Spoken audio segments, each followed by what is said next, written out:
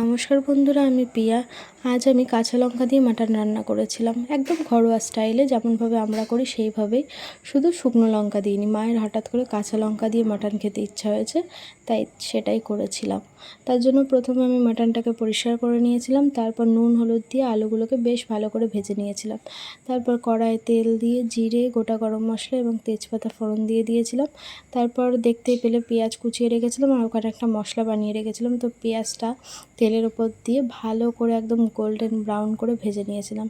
আর এই মশলাটার মধ্যে বেশি কিছু ছিল না, ছিল আদা, একটু বেশি করে রসুন আর বেশি করে বেশ কাঁচা লঙ্কা। কোনো শুকনো লঙ্কা দিইনি আমি এটাতে, কাঁচা লঙ্কা দিয়েছিলাম আর অল্প একটু টমেটো।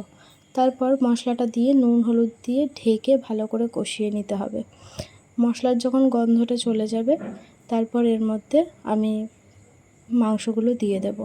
মাংস দিয়ে মাংসটা ভালো করে কষাতে হবে ঢেকে ঢেকে। মাংস দিয়ে জলও বেরোবে, সেই জলটাও ঢেকে ঢেকে শুকিয়ে নিতে হবে। ভালো করে কষানো হয়ে গেলে তারপর আমি প্রেশার কুকারে, খাসির মাংস রান্না করলে আমি প্রেশার কুকারে সিটি দিই একটা, বেশ ভালো লাগে, ঝোলের টেক্সচারটাও ভালো হয়। তোমরা চাইলে নাও দিতে পারো, তবে আমরা দিই। তো এই ভালো করে কষিয়ে নেব কড়াইয়ে আগে ভালো করে, তারপর পরিমাণ মতো জল দিয়ে প্রেশার কুকারে সিটি দেব।